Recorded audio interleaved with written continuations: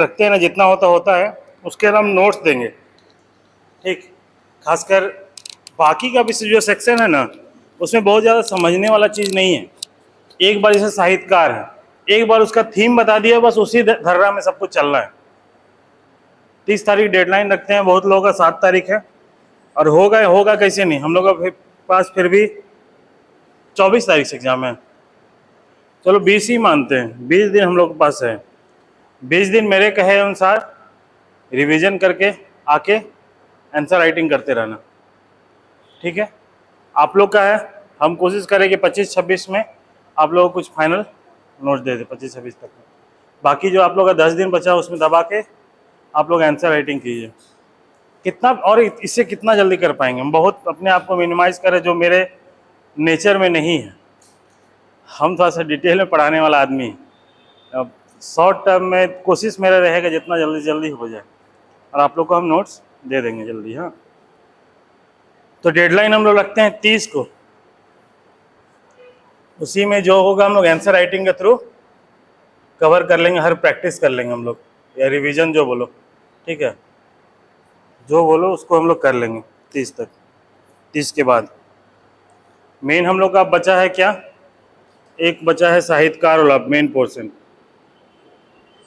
1 के एवरा को हम लोग सेलेक्टिव भी कर लेंगे। अगर इसी में से आ गया तो ठीक है, इस क्वेश्चन को ऑप्ट कर लेंगे, अदरवाइज भी छोड़ देंगे। अगर बोलोगे पूरा तो पूरा कराएंगे। और हम लोग का साहित्यकार कोई रॉकेट साइंस है नहीं, उसका थीम समझ में आ गया, बस वही है। साहित्यकार क्या है, लोक साहित्य क्या है, शिष्ट साहित्य क्या है, दोनों में डिफरेंस क्या है, वर्गीकरण कौन किया है ना। उसका मेरा अच्छा सा चार्ट बना हुआ है, वो हम तुम लोग को बता देंगे। और उसके बाद अच्छा, एक बचा तुम लोग का ग्रामर कितने लोग नहीं पढ़ा है। जैसे ग्रामर बता रहे थे कि नहीं लास्ट में करने, ग्रामर कितने लोग नहीं पढ़ा। आप नहीं पढ़े ही नहीं है। ठीक है, तो ग्रामर तो करना बहुत इंपॉर्टेंट है।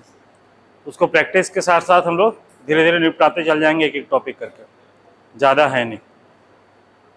जैसे संज्ञा है, नागपुरी में जो संज्ञा है वो सबको पता है, संज्ञा क्या है, डिफरेंस क्या है, कहाँ नया चीज़ है जो नागपुरी में लिखना चाहिए, क्वेश्चन आ गया, उसको हम बताते चल जाएंगे। ठीक है, क्या हरीश, तेरा 7 को तो नहीं है ना, बैकलॉग नहीं है ना, बैकलॉग खाली आप लोग दोनों का है ना। ठीक है, आप लोग दोनों को हम दे देंगे। इससे शॉर्ट में आप क्या करें, अदरवाइज हम शॉर्ट में पढ़ाते ही ना, और डिटेल में पढ़ाते हैं। लेकिन ये तो फिर भी हम जल्दी कर रहे हैं, मतलब कि थोड़ा लेट कर रहे हैं। हमको जो इंस्ट्रक्शन मिला था वो थोड़ा जल्दी और करने का था। ठीक है, लेकिन और हम ये भी बोलेंगे ना कि जैसे कि बहुत लोगों का मेरे पास जो न्यूज़ आया, बहुत लोग मेरा नोट्स मांग रहा, हमको जो पता चला है। नोट्स मत दीजिएगा, पछताइएगा आप ही लोग। बहुत मेहनत करके ये नोट्स हम दे रहे हैं, बहुत सब 3-4-5 गो बुक को कंपाइल, जहाँ जो सोर्स मिलता है वो हम दे रहे हैं, एक तरह से हम नया तरीके से। तो कोशिश कीजिए नहीं दीजिए, अदरवाइज आप ही लोग को नुकसान हो। बाकी ठीक है, भाई बहन कोई होगा तो ज़रूर कीजिए, साथ में दीजिए, कोई दिक्कत नहीं है ना। बस इस चीज़ को ध्यान रखिएगा, आप लोग के हाथ में है सब कुछ।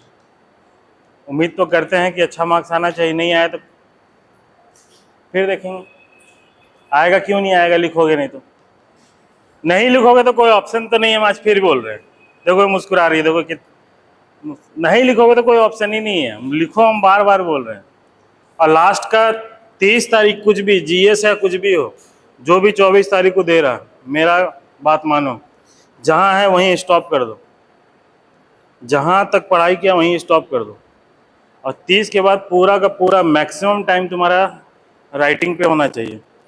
अगर ये नहीं हुआ तो दिक्कत है। और जो पोर्शन छूट रहा है ना, उसी का क्वेश्चन आंसर के फॉर्म में कर लो।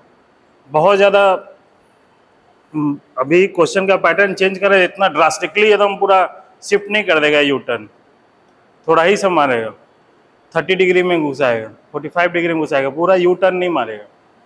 तो उसमें भी फायदा हो जाएगा। प्रीवियस ईयर क्वेश्चन देखने के लिए खासकर, और वो तरीका बता दे रहे हैं जीएस वगैरह के लिए। ठीक है, अगर जैसे मान लिया आप लोगों को पबैड में दिक्कत होता है हाँ, बहुत कोई पावर्ड के बारे में बोला था।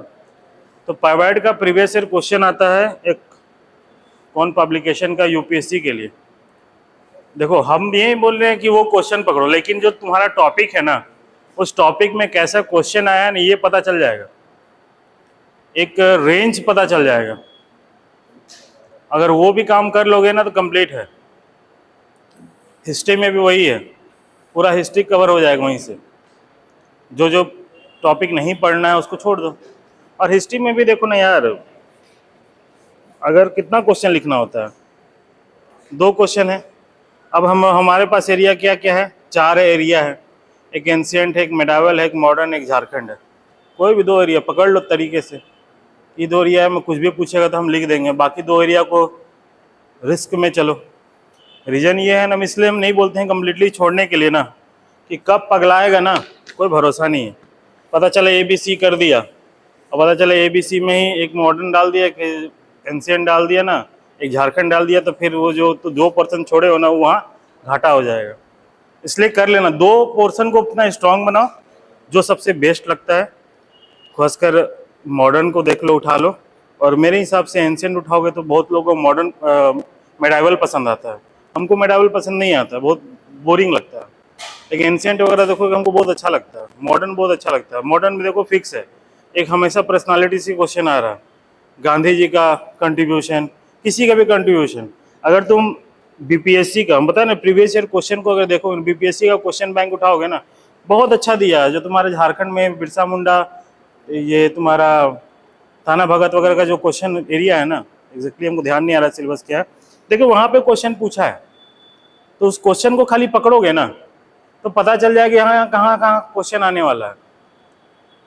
अब तक पूछता था महात्मा गांधी का कंट्रीब्यूशन इंडियन पॉलिटी में या इंडिपेंडेंस में, अब उसी को घुमा देगा, बोलेगा झारखंड के कॉन्टेक्स्ट में पूछ देगा किसी का कंट्रीब्यूशन। तो वो एक आइडिया लगता है, हम बोले कहने का मतलब नहीं, एक आइडिया लग जाएगा कहाँ तक हमको जाना है और कहाँ तक सोचना है, और एक सिनॉप्सिस भी तुमको मिल जाएगा। तो अगर कुछ नहीं, खाली यूपीएससी का और थोड़ा सा अच्छे से देखना चाहोगे यूपीएससी और बीपीएससी का ही क्वेश्चन बैंक देख लेते हो ना, तो तुम्हारा पूरा कवर हो जाएगा ये। अब जैसे बिहार में तुम्हारा इकोनॉमिक्स, बहुत लोगों को इकोनॉमिक्स में दिक्कत होता है। बिहार का इकोनॉमिक्स है ना, उसको उठा लो क्वेश्चन प्रीवियस ईयर, देखो ना क्वेश्चन कैसे कैसे बनाया है। एग्रीकल्चर से रिलेटेड कैसे बीपीएससी में क्वेश्चन आया, उसी को टर्न को चेंज कर देगा ना, झारखंड के कॉन्टेक्स्ट में पूछ देगा। आखिर किसी भी एग्जामिनर का एक सोर्स तो होता होगा ना, सिंपल सा लॉजिक लगाओ तो वो सोर्स तुमको पता चल जाएगा, दायरा, और फिर झारखंड कॉन्टेक्स्ट में उसको शिफ्ट करो, बस ये है। अगर ये सब कर लो बहुत अच्छा हो जाएगा, क्या बहुत कॉन्फिडेंस आ जाएगा। टॉपिक वाइज करते चल जाओ, कॉन्फिडेंस आ जाएगा। ठीक है। ज्योग्राफी में भी तुम देखो, ज्योग्राफी में भी तुम्हारा हो सकता है। उस पब्लिकेशन का नाम ही याद नहीं आ रहा, बहुत अच्छा है। उसमें ना ये भी दिया हुआ है, तुम्हारा आंसर भी दिया हुआ है, एक मोटा मोटा सिनॉप्सिस तुमको मिल जाएगा, एक दायरा मिल जाएगा। कम टाइम में मान लो सपोज नहीं पढ़ा है, अब बोला कि नहीं भाई हम मेडावल को छुएंगे नहीं, मेहनत नहीं करेंगे, ज़्यादा कम मेहनत करेंगे, उसी में बात आ गया तो बात आ गया, नहीं तो भाई छोड़ दो। कहाँ करेंगे, वही मेडावल का क्वेश्चन देख लो, कौन कौन सा क्वेश्चन से आया है, कौन टॉपिक से, उतने देख लिया कि रेंज पता चल जाएगा, आइडिया पता चल जाएगा कौन सा टॉपिक इंपॉर्टेंट है, छोड़ना है, लाना है। ठीक है। हम तो सोचे थे जीएस का, हमको बोला भी था जीएस के करने के, लेकिन टाइम ही नहीं मिल पाया। और तुम लोग इतना टाइम का पैक है ना, सुबह 9 बजे से शाम के 6 बजे, तो हम तो सर सोचते हैं कैसे पढ़ रहा होगा, गजब हेक्टिक है। चलो आज हम लोग करेंगे क्या, हम लोग गद्य पद किए थे ना, आज हम लोग गद्य साहित्य करते हैं।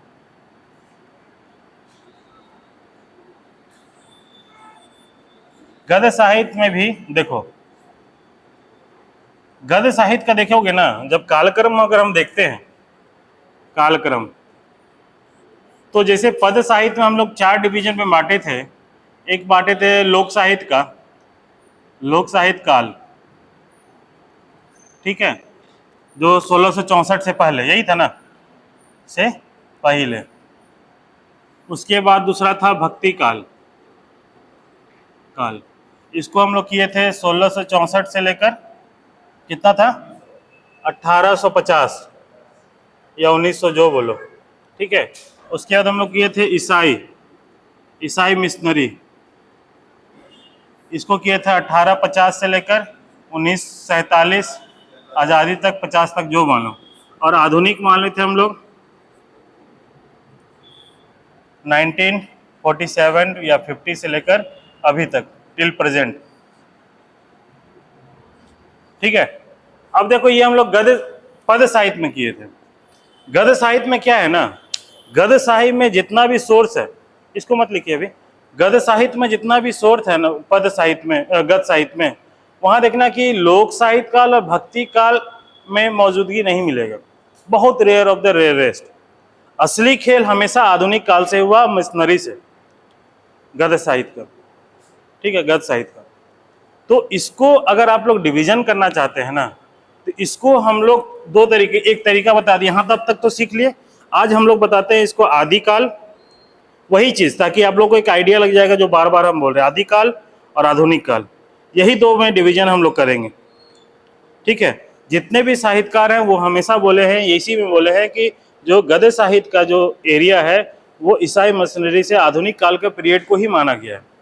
तो आदिकाल में सिंपली हम लोग बोल देंगे ये लोक साहित्य का काल। तो इसमें ना जितना लोकगीत है ना उसी का सृजन हुआ मैक्सिमम, गद्य के रूप में नहीं हुआ।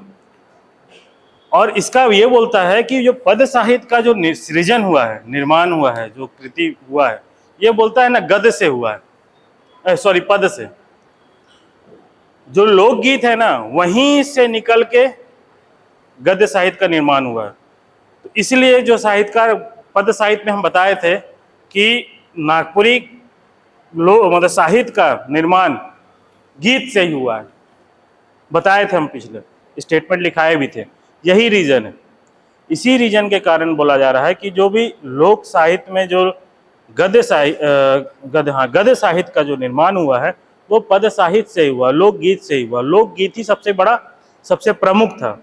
उसी का बदलता बदलता रूप कहानी के रूप में, नाटक के रूप में, उसी को चेंजेस फॉर्म में गद्य साहित्य में किया है, जिसका श्रेय अगर हम लोग देखा जाए ईसाई काल से ही मानते हैं, जिसमें पहले सबसे पहला आता है नाम हिटली का, जो ग्रामर के फॉर्म में किया था। उसी के बाद में ग्रामर को ही, वो जो नागपुरी का जो बोलचाल होता था उसी को ग्रामर के रूप में कॉन्टेक्स्ट में चेंज किया कि भाई जैसे हम लोग बोलते थे रौरे, तो बोलता कि नहीं नागपुरी में रौरे है जो कौन है, सर्वनाम के रूप में।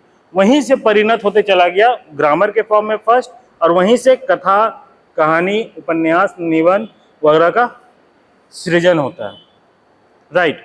इसमें एक तरीका और भी हम लोग कर सकते हैं कि नागपुरी का डिवीजन करो। नागपुरी साहित्य का डिवीजन को 3 श्रेणी में देखते हैं। एक बोलते हैं आदर्श नागपुरी, एक बोलते हैं ठेठ नागपुरी, और एक बोलते हैं हमारा जो संपर्क भाषा का जो नागपुरी है वो। जैसे हम लोग नागपुरी में देखो, प्रैक्टिकली देख लो, अगर मुंडारी वाला क्षेत्र में जाएंगे तो नागपुरी का टोन ही अलग रहेगा, कुड़ुक वाला क्षेत्र में जाएंगे नागपुरी का टोन अलग होगा, खोटा वाला क्षेत्र में कोई नागपुरी रामगढ़ के में नागपुरी कम्प्लीटली अलग है, वो है। तो इसी में बोला गया जो गद्य साहित्य का जब निर्माण हो रहा था उसमें सबसे पहले हम लोग देखते हैं नागपुरी का रूप। नागपुरी का रूप बोला, एक बोला आदर्श नागपुरी। आदर्श नागपुरी उसको कहता है ना जो लेखन उखन शैली में काम करता, जो विद्वान लोग का नागपुरी है। विद्वान लोग का नागपुरी का जो शिष्ट लोगों का नागपुरी है, श्रेष्ठ लोग का नागपुरी है। कहने का मतलब हुआ शिष्ट बोला, श्रेष्ठ बोला, विद्वान बोल रहा है, इसका मतलब ये हो रहा है कि इसमें शैली का उपलब्धि, क्या बोलते हैं, प्रेजेंस है, भाषा शैली का प्रेजेंस। कोई भी विद्वान जब उसको पता चल जाएगा भाषा क्या होता है, छंद क्या होता है, अलंकार होता है, तो वो लेखन शैली में उसी के नियमबद्ध जो इसका शैली है, उसका जो क्षेत्र है, उसी के दायरे में वो लिखना शुरू करता है, कोई भी साहित्यकार किसी भी भाषा का। तो यहाँ जो नागपुरी भाषा का जो साहित्यकार है, जो ज्ञानी लोग हैं, जो शहरी क्षेत्र के लोग के रूप में बोला गया, वो बोला गया आदर्श नागपुरी। बोला यही आदर्श नागपुरी है कि इसी आदर्श नागपुरी के तहत, इसी के नियम के तहत हम लिखते हैं, बोलते हैं, कुछ ही तरह का सृजन करते हैं। देखो सृजन करते हैं, तो ये जो आज जो 3 एरिया बता रहे हैं ना, आदर्श नागपुरी, दूसरा ठेठ नागपुरी, और तीसरा क्या है, जनजातीय क्षेत्र कर संपर्क के रूप में, इस डिवीजन को कहीं भी डालो, कहीं भी डाल सकते हो। हम इंट्रोडक्शन में डाल सकते हैं, जब एक्सप्लेन करें वहाँ डाल सकते हैं, कहीं भी डालो। तो ये कह रहा है कि 3 क्षेत्र, जब हम गद्य साहित्य का निर्माण कर रहे हैं या पद साहित्य का निर्माण कर रहे हैं, तो उसी में बोला कि जो साहित्य होता है ना नागपुरी में, वो 3 रूप में हम देख रहे हैं, क्योंकि यहाँ अलग अलग डाइवर्सिटी है, अलग अलग कॉन्टेक्स्ट में। तो उसी में बोला कि आदर्श नागपुरी इसको कह रहे हैं जो विद्वान लोगों का नागपुरी, जिसका लेखन शैली में यूज करते हैं, लिखन उखन में कार्य करते हैं, उसी को कर दिया आदर्श नागपुरी। ठेठ नागपुरी किसको कहें, जो गांव का है, हम लोग के दादी लोग जो बोल रही है, ना दादू लोग जो बोल रहा है, परदादा लोग जो बोला, वो ठेठ नागपुरी है। उसमें किसी तरह का चीज़ तुमको नहीं मिलेगा। उसमें देखना ठेठ नागपुरी में बेसिकली बहुत सारा ऐसा वर्ड जो है ना, वो एकदम ठेठ रूप से ही बोला जाएगा जो नागपुरी में मिलता है। लेकिन उसी का आदर्श नागपुरी का हम कैसे बोलते हैं आज की डेट में, तुम अगर मान लो संज्ञा को संज्ञा इस तरह लिखा तो तुम्हारा नंबर नहीं कटने वाला है, कटेगा ही नहीं। और संज्ञा को इस तरह भी संज्ञा लिखा तो भी नहीं कटेगा, जबकि नियम बोल रहा है कि उसका चेंज फॉर्म है। जैसे वो एक शुरू में बोल रहा था कि संयुक्त रूप से प्रयोग नहीं करते हैं, तो क्या हमको इसको इस तरह लिखना चाहिए? हम बोले हमको नहीं आता है। सपोज दैट हम जितना नागपुरी का बुक पढ़े, और छोड़ो नहीं बुक छोड़ो, हम व्याकरण का ये नागपुरी का क्वेश्चन को उठा कर देखो, तुम चेंजेस फॉर्म में नहीं है, तो हम इस पे पूछे ऐसा क्या है। तो उसी वक्त में जब इसके बारे में जानकारी लगा, तो ये आदर्श नागपुरी और ठेठ नागपुरी के बीच में डिवीजन है। एक तरह से बोलो, अगर बोलेगा आदर्श नागपुरी और ठेठ नागपुरी में क्या डिफरेंस है, सबसे बड़ा डिफरेंस ये है, ठेठ नागपुरी लोग एग्जैक्टली एकदम ठेठ नागपुरी वर्ड का यूज करेगा, लेकिन आदर्श नागपुरी वाले लोग जो क्षेत्र है, विद्वान लोग हैं, ज्ञानी लोग हैं, वो बोलेंगे नहीं, एक काम इसको इस तरीके से भी कर सकते हैं। उसका रीजन देगा, इसका रीजन ये देगा कि मेरा पड़ोसी है हरीश, तो हम दोनों के बीच में एक्सचेंज हो रहा है। एक्सचेंज होने के कारण हम इस चीज को एक्सेप्ट कर ले रहे हैं कि हाँ, हम इसको इस तरह भी लिख देंगे तो चलेगा। आप देखो व्याकरण में, व्याकरण को लिखने का व्याकरण जो नॉर्मल लिखते हैं उस तरह भी लिखा है, इनफैक्ट न को भी चेंज नहीं किया है। तो वो है आदर्श नागपुरी, लेखन शैली के रूप में उसको प्रयोग किया। और ठेठ नागपुरी क्या, जो कंप्लीट ठेठ गांव की जो भाषा है, जो हम लोग दादा परिया तरफ से जो बोलता आ रहा है, उन लोग का देखना तो उन लोग का मधुरता, और हम लोग जैसा ढोंग ज्ञानी को बोलो, हम लोग ढोंगी ज्ञानी है ना भाई, हम लोग तो 4 नंबर लाना इसलिए नागपुरी देख रहे हैं, अदरवाइज तो कोई मतलब ही नहीं है। बोल घर में भी नहीं बोलते हैं। माँ लोग बोली हिंदी में, माँ और बाबा लोग अगर मान लो नागपुरी बोले तो हम जवाब हिंदी में दे रहे हैं। वो तो आज थोड़ा सा नागपुरी का ज़्यादा अटैचमेंट हो गया, तो 2-4 लाइन हम बोल देते हैं, अदरवाइज नहीं है। ये हम लोग क्या बोलते हैं, ढोंगी ज्ञानी का ये असर है। आदर्श नागपुरी का ढोंग रूप बोलो, हम लोग उसमें आते हैं। लेकिन ये थर्ड जो जनजातीय भाषा का जो संपर्क भाषा के रूप में नागपुरी है, वो एक अलग कैटेगरी है, अलग रीजनल तरीके से इसका अटैचमेंट है। ये जनजातीय भाषा को ही मत बोलो, जनजातीय लोग को ही मत बोलो, क्षेत्र के हिसाब से भी ये डिवीजन होता है। अगर रामगढ़ के एरिया में खोटा या हजारीबाग के एरिया में खोटा है, इधर जब हम लोग पतरातू में रहते थे, तो पतरातू में जितने भी महतो लोग हैं, बोलबाला उन्हीं लोग का है, उन लोगों का नागपुरी देखना बिल्कुल ही अलग होगा, बिल्कुल अलग है। इधर तुम जाओ गुमला तरफ का, बिल्कुल अलग मिलेगा, इधर जाओ तुम चाईबासा तरफ का, बिल्कुल अलग मिलेगा। तो ये उस थर्ड कैटेगरी में आता है। ये थर्ड कैटेगरी में जो वहाँ का जो मेजोरिटी है, वहाँ का जो रीजनल एरिया है या जोग्राफिकल एरिया है, वहाँ का जो लोग वासी हैं, उनके साथ एसिमुलेट होना, उनका प्रभाव होना, उस कारण से ये रूप है। और इन्हीं रूप से एक गद्य साहित्य और पद साहित्य का निर्माण हुआ है। इसी तरीके से गद्य साहित्य, नागपुरी का गद्य साहित्य को हम लोग डिवाइड करेंगे, डिवीजन करेंगे। अगर हम लोग देख सकते हैं, आप लोगों को डालना है तो ये चीज़ आप लोग डाल सकते हैं। नागपुरी का रूप को हम लोग 3 कैटेगरी में देखते हैं, जहां आप लोग डालना है डालिएगा। तो उसी तरह जो गद्य साहित्य को देखें, जो पद साहित्य को हम लोग देखें, तो 4 एरिया आया था, गीत, कविता, महाकाव्य, खंडकाव्य। उसी तरह गद्य साहित्य में कौन कौन सा है? कहानी है, उपन्यास है, नाटक है, और आलोचना है, आत्मकथा है, जीवनी है, हास्य व्यंग है, और इसमें सबसे ज्यादा अगर आप लोगों को फोकस करना चाहिए मेरे हिसाब से तो कहानी कीजिएगा, उपन्यास कीजिएगा, नाटक कीजिएगा। नाटक सबसे ज्यादा नाटक कीजिएगा, और आपका एक आता है इसका कहानी, उपन्यास, नाटक, और एक है कोई, हाँ तीन ही है, जीवनी, है ना। तो ये सब जो एरिया है इसमें सबसे ज्यादा फोकस कीजिएगा। हास्य व्यंग ये सब जो एरिया है ना वो बहुत ज्यादा इंपॉर्टेंट नहीं रखता। तो ये 4-5 या 3-4 जो एरिया जो बताएंगे उसको बहुत डिटेल में कर दीजिए कि जैसे हम लोग महाकाव्य खंड काव्य को देखे, खंड काव्य बोलो और बोलोगे तो और लिखाएंगे, खंड काव्य बोलोगे तो और हो तो और लिखवा देंगे, ठीक है। कहानी को भी देखेंगे, उसी उपन्यास देखेंगे, नाटक। नाटक सबसे ज्यादा हमको लग रहा है इस बार चांसेस है, अगर बैकलॉग में नहीं आया, बैकलॉग या आप लोग का जो मेन एग्जाम उसमें देख लेना, किसी ने एक में एक नाटक आने वाला है, देख लो इस बार नाटक आएगा, हाँ एकदम। या तो बैकलॉग बोलो या फिर मेन आप लोग का जो 24 तारीख को दे रहा है उसमें से किसी एक में नाटक आने वाला है, और भी एरिया हम बता देंगे, ठीक है। तो ये है गद्य साहित्य। गद्य साहित्य का जो एरिया है हमेशा याद रखना डिवीजन के रूप में, हमेशा आधुनिक काल के रूप में ही हम से स्टार्ट करेंगे, ठीक है। आया समझ में? आया या नहीं आया? हाँ अच्छा, गद्य और पद्य में और डिफरेंस क्या है बता सकता है कोई? गद्य और पद्य में क्या डिफरेंस है?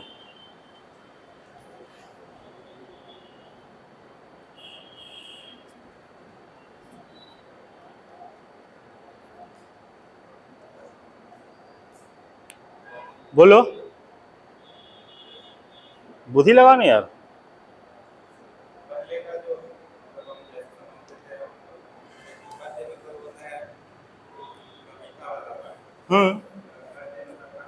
हाँ हाँ, इसी को एक्सप्लेन करेंगे। अगर मान लो क्वेश्चन का रूप ही आ जाएगा कि गद्य और पद में क्या डिफरेंस होएला, चर्चा करूं, और किसी एक या गद्य या पद का कोई भी एक विधा का विस्तार पूर्वक वर्णन करो। तो देखो महाकाव्य में जैसे हम रघुवंशम में पूरा का पूरा पद है, श्लोक के फॉर्म में डिफाइन किया गया है, इसलिए महाकाव्य को यहाँ किया। नागपुरी में जितना भी महाकाव्य है उसको श्लोक के रूप में डिफाइन किया गया। सर्ग वन, अगर सर्ग वन में सीता का राम का वनवास खत्म होके जब अयोध्या की ओर आ रहे हैं, रामायणी सीतायनी में जब उस फॉर्म में आ रहे हैं, उसके बाद प्रजा का जो भी हित में वो डिसीजन ले रहे हैं और विभीषण वाला को राजपाट दे रहे हैं, तो पूरा पद के रूप में दिया हुआ, श्लोक के रूप में दिया हुआ, कविता के फॉर्म में दिया हुआ, इसलिए महाकाव्य को उस कैटेगरी में माना है। रघुवंश महाकाव्य, कुमारवंश महाकाव्य, किरातार्जुनियम महाकाव्य, ये सारा का सारा सब है श्लोक के रूप में दिया हुआ। रीजन बताओ क्यों हुआ होगा ऐसा, बताओ, सोच कीजिए, कॉमन सेंस देखें, IQ लेवल, क्यों हुआ होगा ऐसा? जब हम एक्सप्लेन कर रहे हैं पूरा सर्ग को कहानी के फॉर्म में, तो उसका कृति श्लोक के फॉर्म में, पद के फॉर्म में क्यों हुआ होगा? सिंपल सा लॉजिक है, बताओ, पकड़ो जरा।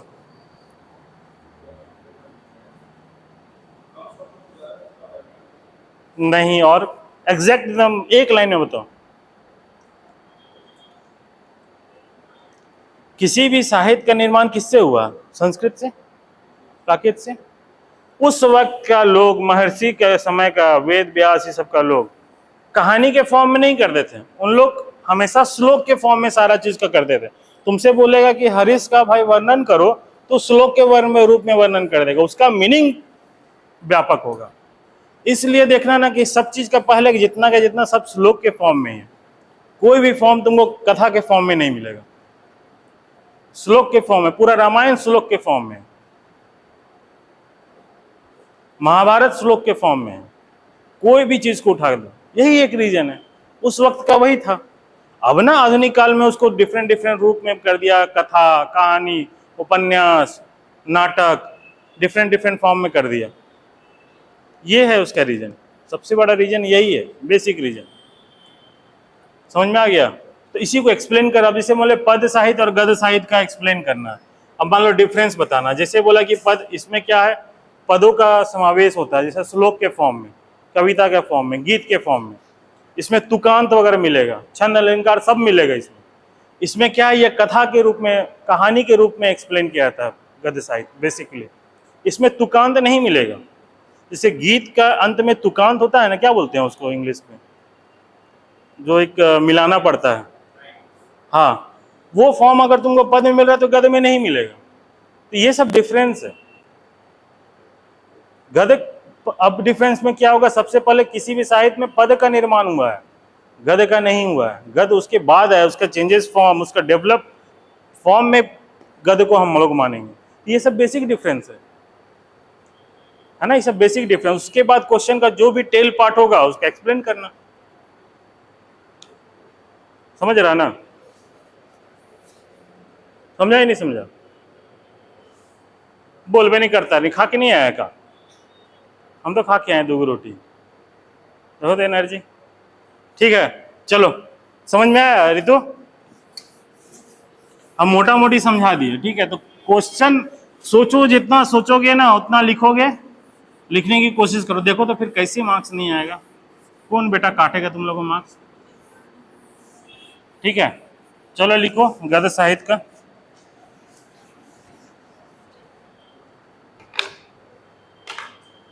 रजनी लिखिए कुछ? ना ना मत लिखो, कोई जरूरत का है। सर आप नहीं लिखा है, चलो कोई बात नहीं, लेकिन लिखा करो, नहीं लिखेगा तो नहीं चलते। गद्य साहित्य लिखो, और इसमें हम लोग ये भी देखेंगे, क्या नाम है, कोई साहित्यकार का कुछ मत वगैरह है वो भी देखेंगे। ठीक, लिखो नागपुरी भाषा साहित्य का हुआ आशीष, कल मुस्कुरा रहे हो। नागपुरी भाषा साहित्य वह लिखवा दे रहे हैं 3 पार्ट का, जहां यूज होगा वहां लिखना है, यूज करना। नागपुरी भाषा साहित्य कर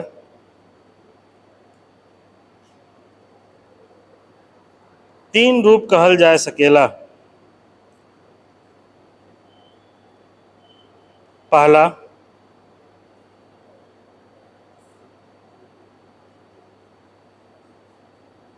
आदर्श नागपुरी,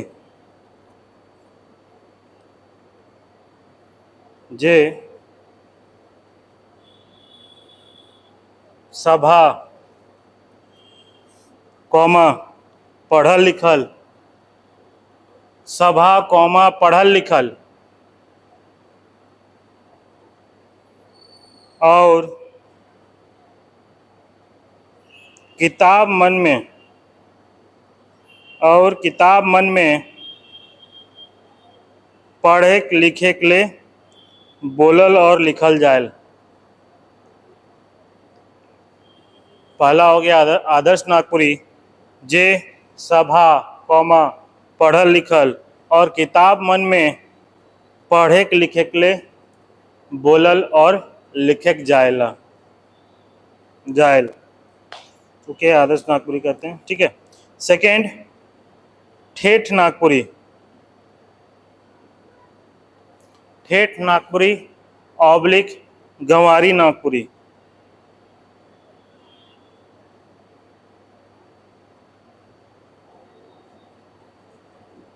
जे गांव मन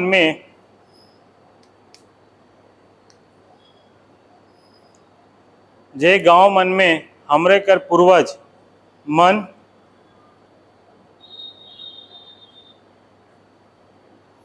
गांव मन में हमरे कर पूर्वज मन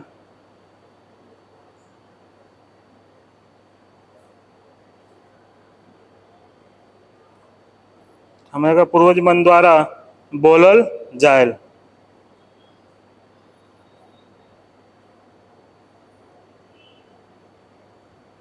तीसरा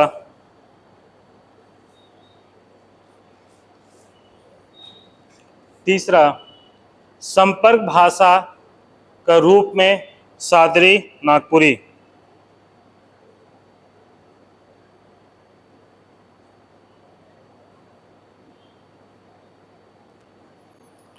संपर्क भाषा के रूप में सादरी नागपुरी, जे छोटा नागपुर का जनजातीय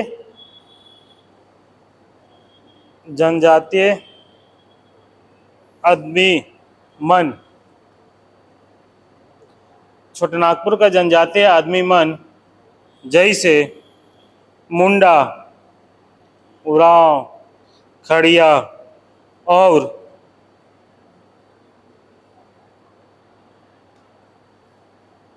और दोसर बोली बोलवैया मन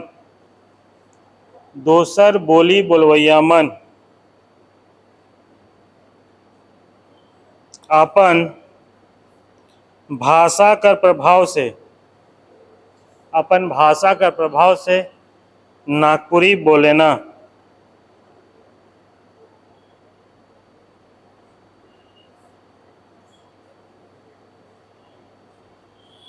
ठीक है,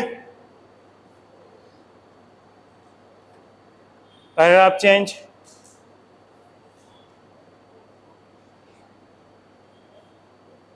पुरना कागज पत्र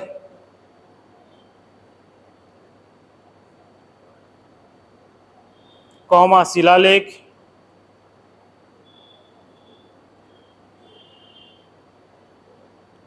आदि में पुरना गीत कर गाता मन नागपुरी पद का नमूना भेटायला।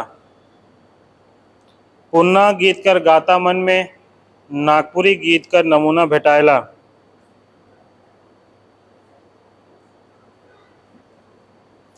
ओहें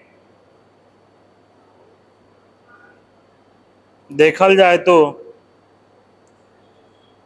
गद्य साहित्य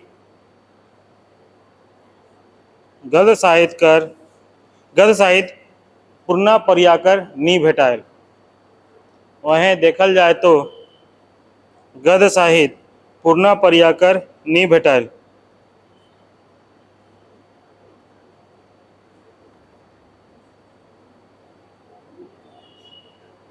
पूर्णा वही लिखो, गद्य साहित्य पुरना पर्याकर नी भेटायल।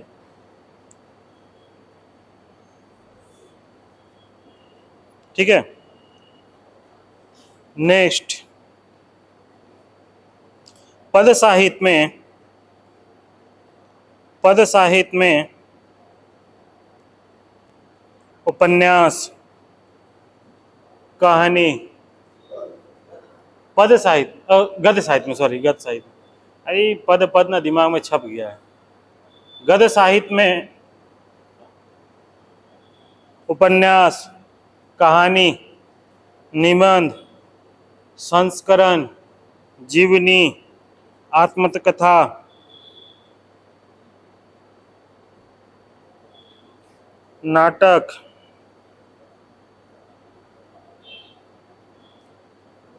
समीक्षा, आलोचना, समालोचना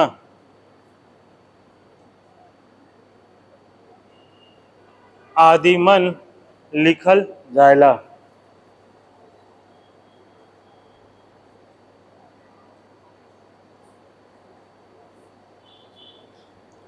गद्य साहित्य कर उपरोक्त विधा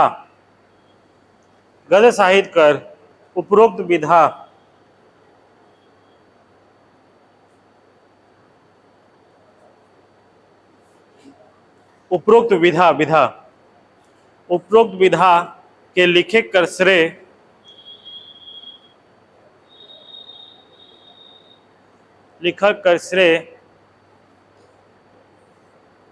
पद साहित्य के जायला। काले की पद साहित्य के जायला। काले की कुनवे भाषा साहित्य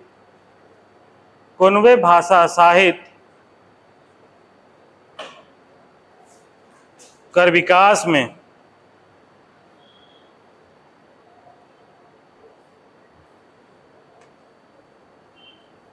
विकास में सबसे पहले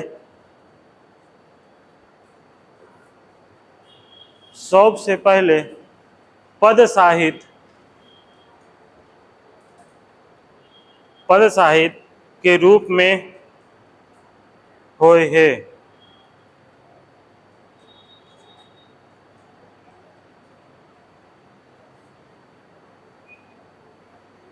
यह कारण है कि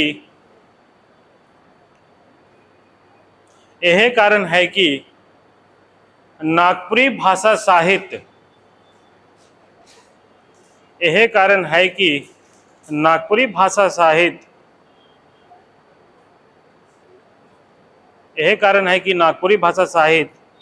कर कालक्रम में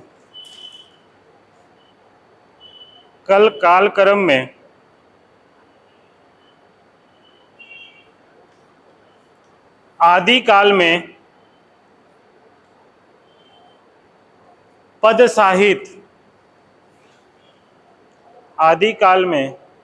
साहित्य कर मौजूदगी ढेरों मिलेला।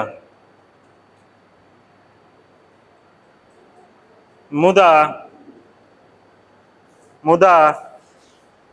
गद्य साहित्य कर मौजूदगी नगण्य आहे। मुदा गद्य साहित्य कर मौजूदगी नगण्य आहे। Paragraph change. ई क्रम में देखल जाए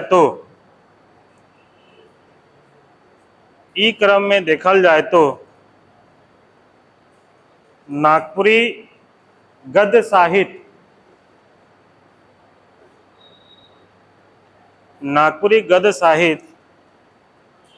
कर कालक्रम के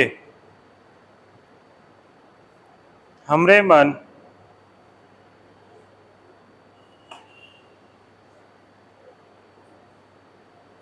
दो ही भाग में बांट के देख सकीला।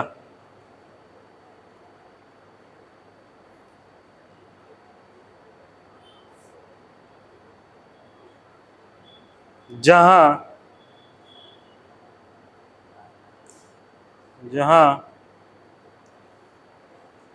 कालक्रम कर दूसर भाग के असली रूप में गद्य साहित्य कर विकास काल मानल जा सकेला।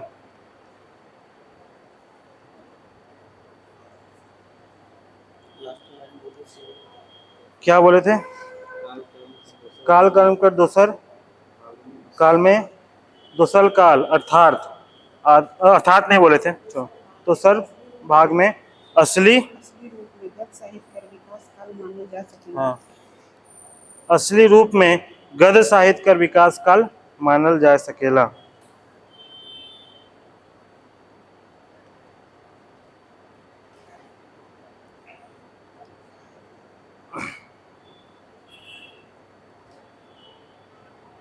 ठीक है, तो इसी को हम लोग करेंगे दो रूप में। यहीं पे बता दें वो विद्वान लोग का मत कि बाद में बता देंगे। काल का जब एक्सप्लेन करिए तो काल को ही पहले करते हैं। चलो, काल का डिवीजन कर दो पार्ट। पहला हो गया आदिकाल, दूसरा कर दो आधुनिक काल। ये फॉर्म में बता रहे हैं, यहाँ भी वही आएगा। लोक साहित्य काल, भक्ति काल, ईसाई काल और आधुनिक काल। उसको हम लोग डिवीजन करेंगे। ये रूप बता दे रहे हैं, नहीं तो हम बार बार बोल रहे हैं। दो पार्ट में डिवाइड कर दो उसको। कालक्रम गद्य साहित्य कर कालक्रम हेडिंग डालो और लाइन खींचो, ऐसा कर दो।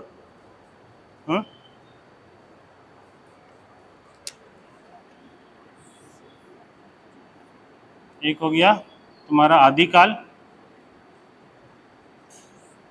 एक हो गया आधुनिक काल। ठीक है, इसको हम लोग दो रूप में बांट दो। इसके यहाँ पे एक कर दो तुम लोक साहित्य काल का, काल, दूसरा कर दो भक्ति काल, इसका दो रूप कर दो, एक कर दो ईसाई मिशनरी, और दूसरा हो गया आफ्टर इंडिपेंडेंस कर दो, या आधुनिक कर दो, आधुनिक। ठीक है, इन दोनों का मिश्रित रूप ही कौन सा है, आधुनिक काल का डिवीजन हो गया। इस तरह का भी डिवीजन दिखा सकता है। ठीक है, कभी भी क्वेश्चन आएगा ना, कभी भी, अगर फिर से हम बता दे रहे हैं, अगर आदिकाल, मध्यकाल, आधुनिक काल के रूप में अगर क्वेश्चन आया, कालक्रम खुद वो लिख के दे दिया कि आदिकाल का बताओ या फिर इस काल का बताओ, तो इस रूप में डिवीजन करेंगे, बाद में हम इसको तोड़ देंगे, उसके अंदर जाके तोड़ देंगे कि इस रूप में हम आदिकाल को और दो भाग में बांटते हैं। ये याद रखना हमेशा, है ना, कोई स्टैंडर्ड नहीं है। ठीक है, चलो लिखो, पहला लिखो लोक साहित्य काल।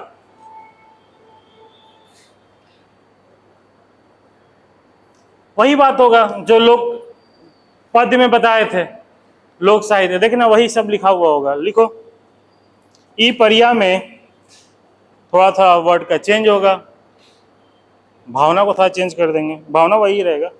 ई परिया में लोक कथामन, लोक कथामन, इसमें लिख देना, सुनो सुनो, ये लिख देना, ये डिवीजन दिए ना, तो उसके बाद लिख देना, ये बात को स्टेटमेंट दे देना कि जो हमारा जो आदि काल को हम दो भाग में के रूप में बांट के देख सकते हैं। ठीक है, या आधुनिक काल को दो भाग के रूप में बांट के दे सकते हैं, ये अपना ऐड कर लेना। ठीक है, या फिर इसी में ग्राफ में, ये चार्ट में डिवीजन दे दिया तो भी समझ में आ जाएगा। ठीक है, पहला, ई परिया में लोक कथामन,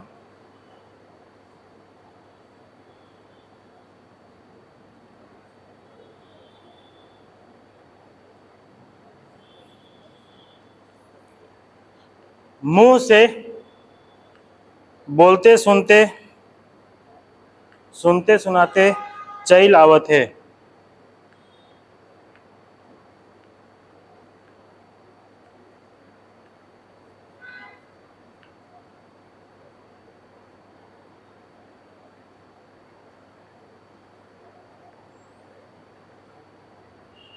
मुदा से परियाकर ई लौकिक लोक कथामन लिखल नी भेटायला।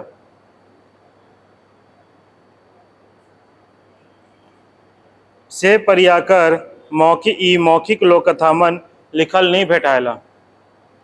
से ले ई काल कर,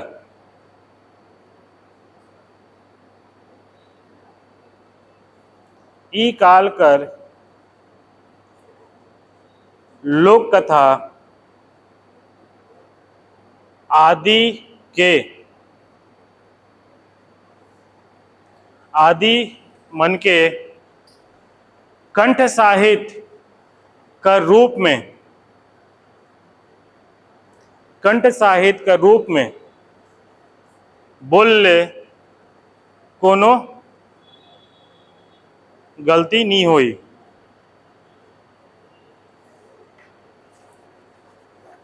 कंठ साहित्य बहुत अच्छा ये निश्चित सृजन हो गया।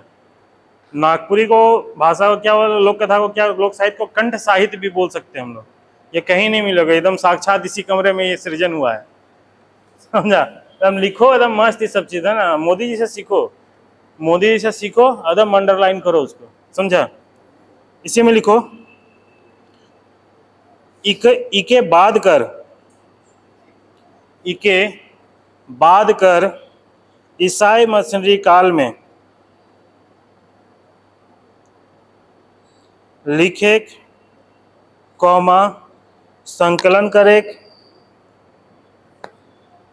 लिखे कौमा संकलन करे, कौमा छपाए काम कर और होलक।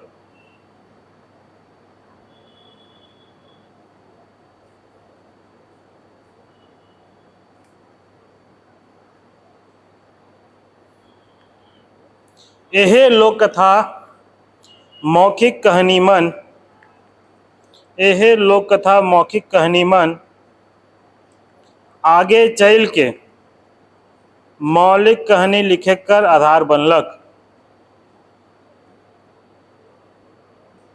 अब कहानी के साथ साथ हम बाकी जो जितना विधा है ना, नाटक, उपन्यास, सब कॉमा कॉमा करके लिख सकते हैं। मौखिक कहानी लिखे कर आधार बनलक। सेकेंड, भक्ति काल। बोलो, यह लोक कथा मौखिक कहानी मन आगे चल के मौलिक कहानी लिखे कर आधार बनलक।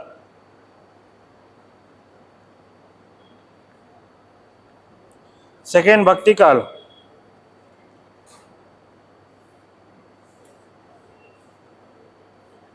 तुम लोग क्लास कितने बजे आ सकते हो सुबह में?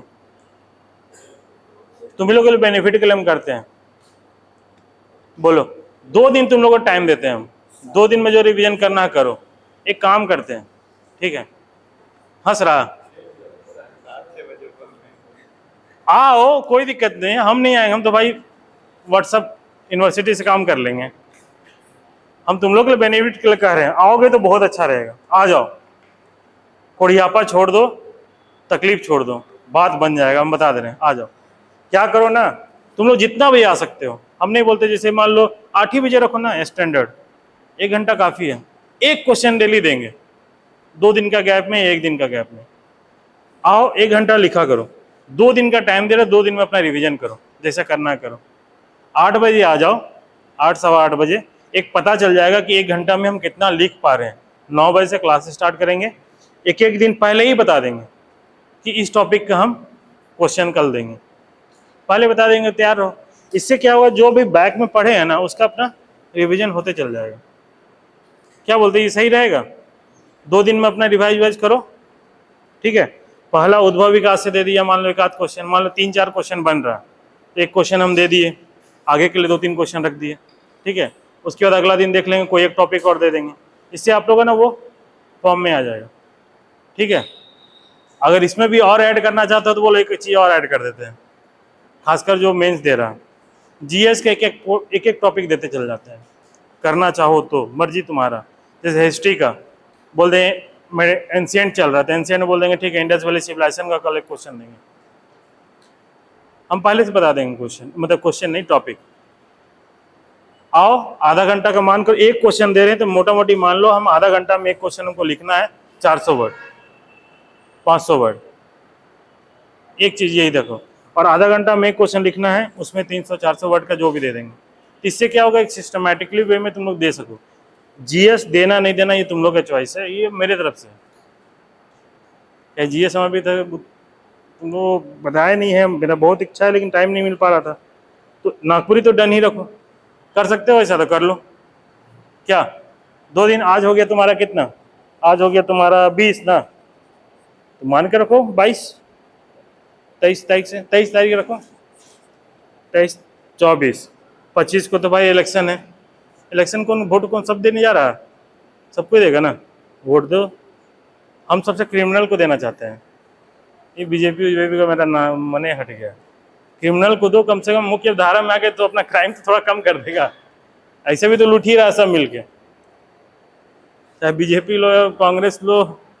ओ अरे लाइव जा रहा है अरे नहीं, हम सबका पक्षधर है भाई। अरे ये तो क्या, ये सब बेकार चीज है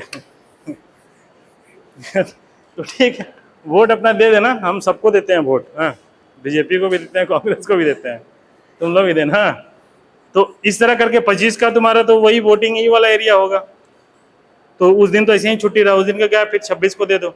ऐसे करके सिस्टमेटिक दे सकते हो अगर देना चाहो तो। इच्छा लिखो, लेकिन कहीं लिखना बहुत जरूरी है। नहीं लिखोगी तो फिर वही जैसे बोल रहा है ना अभी, कॉन्फिडेंस नहीं आ रहा। सब कुछ अपने हाथ में होते हुए कॉन्फिडेंस तभी आएगा जब लिखोगे। नेक्स्ट है भक्ति काल।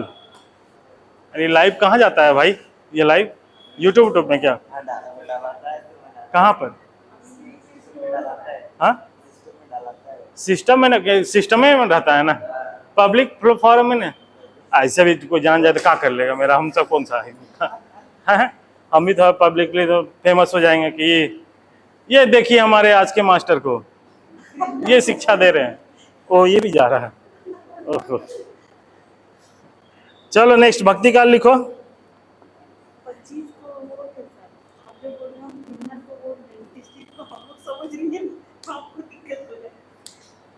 चलो ये भक्ति काल को ई काल में कोनो गद्य साहित्य के रचना नी भेटाइल, जितना भेटाइल से गीत कविता कर रूप में।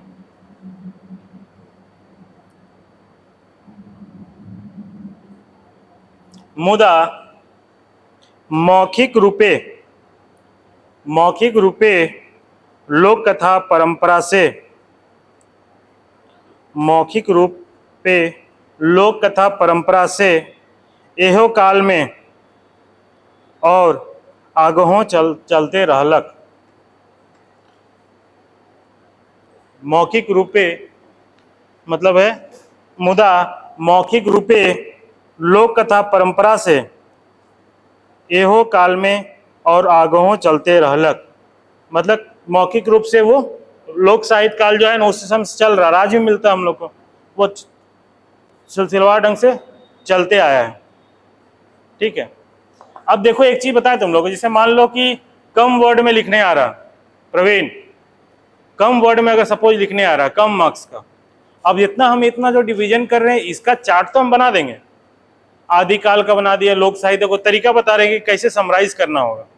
हम जितना अलग अलग पैराग्राफ करके इतना जो कहानी लिख रहे हैं लोक साहित्य, भक्ति साहित्य, भक्ति काल का, ये सब करने की जरूरत नहीं है। मुश्किल से 2 लाइन में लिख के ना निपट लो, आदिकाल को 2-3 लाइन में लिख के निपट लो, लोक साहित्य भक्ति काल का सब में वही मौखिक रूप को डाल देना, मौखिक रूप से ही वो आगे बढ़ते चल रहा है और आज भी मौजूदगी है, खत्म कहानी। और मेन जो हम लोग आधुनिक काल में जो ईसाई मशीनरी है और तुम्हारा जो आधुनिकता जो 1947-50 के बाद का है, वहाँ मेन हम लोग हिट करेंगे आखिर गद्य साहित्य में। ठीक है, ये चीज़ को ध्यान रखना। अगला लिख लो ईसाई मशीनरी, भक्ति काल में कुछ ऐसा है नहीं। लास्ट लाइन क्या बोले थे, मुदा मौखिक रूपे लोक कथा परंपरा से एहो काल में और आगहों चलते रहलक।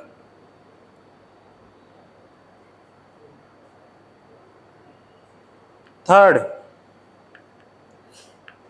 ईसाई मशीनरी काल।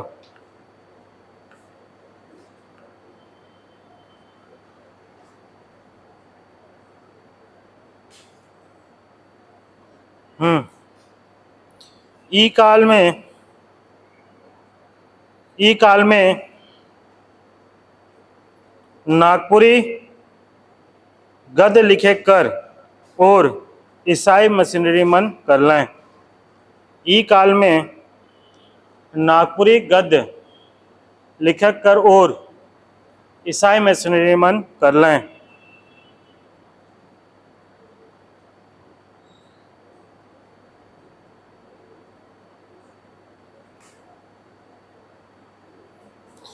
ई मन नागपुरी सीखे ले,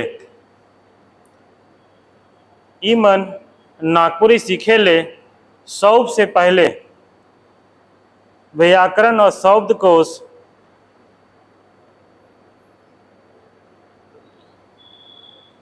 शब्दकोश मन के बना लें।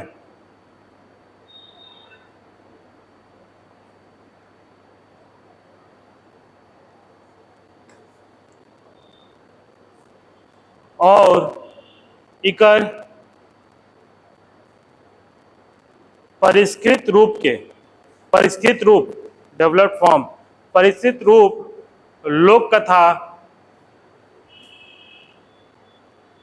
मन कर संकलन आदि से होलक।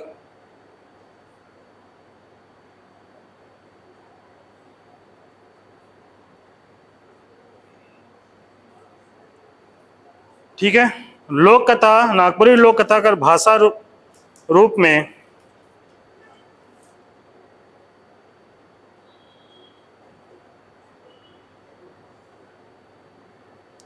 बाइबल कर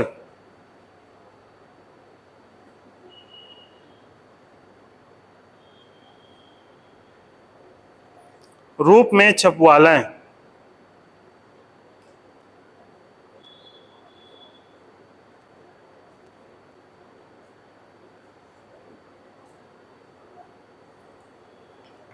इनकर इनकर विकास कर क्रम में इनकर विकास का क्रम में नागपुरी ले रोमन लिपि तले कैथी और आगे रोमन लिपि तले कैथी तले आगे देवनागरी तले आगे देवनागरी में अनुवाद कर लें।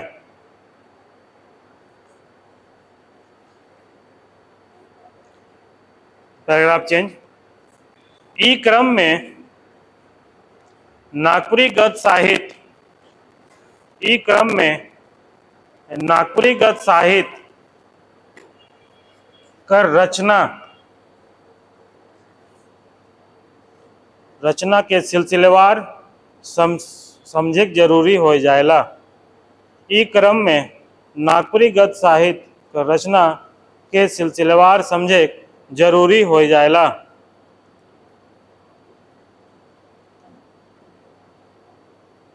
जे हेठे निम्नलिखित आहे।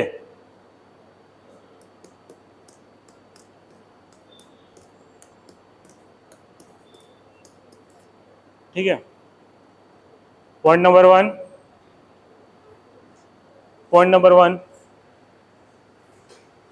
अच्छा, एक चीज छूट गया इसमें, हम जो ऐसे पहले भी गद्य पद वाला में बताए थे उसको अपने हिसाब से ऐड कर लेना।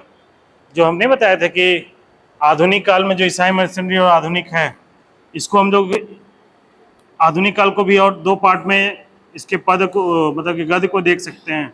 एक वो हो गया जो ईसाई के बेनिफिट के लिए था, बताया था ना, ईसाई का आधार, और एक बताया था जो इसके विरुद्ध जागरूकता के लिए था।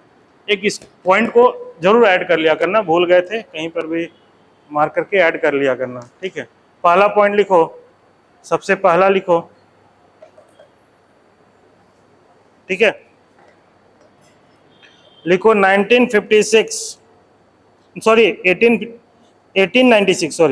1896 में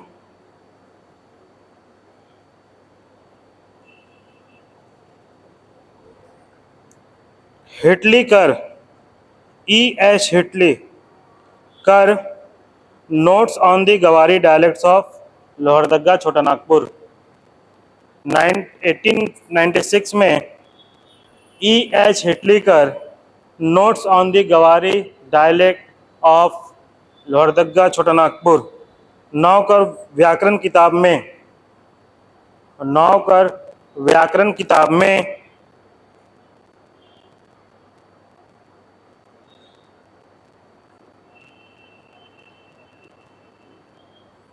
घरैया गोइठ और मुकदमा कर गवाही के गद्य रूप में दे हैं। 1896 में E.H. हिटलीकर नोट्स ऑन दी गवारी डायलेक्ट्स ऑफ लोहरदगा छोटा नागपुर नौकर व्याकरण किताब में घरैया गोइठ और मुकदमा कर गवाही के गद्य रूप में दे हैं।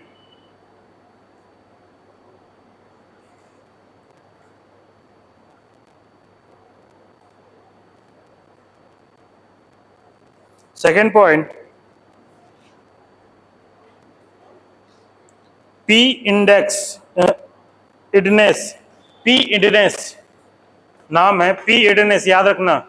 आई थिंक नौरंगी साहब या फिर गोस्वामी साहब, उनको नाम नहीं याद आ रहा। इन दोनों में कोई अगर बोले थे ना, कोई बोले हैं कि गद्य साहित्य का जो फर्स्ट फॉर्म है ना, यही पी इडनेस को जाता है।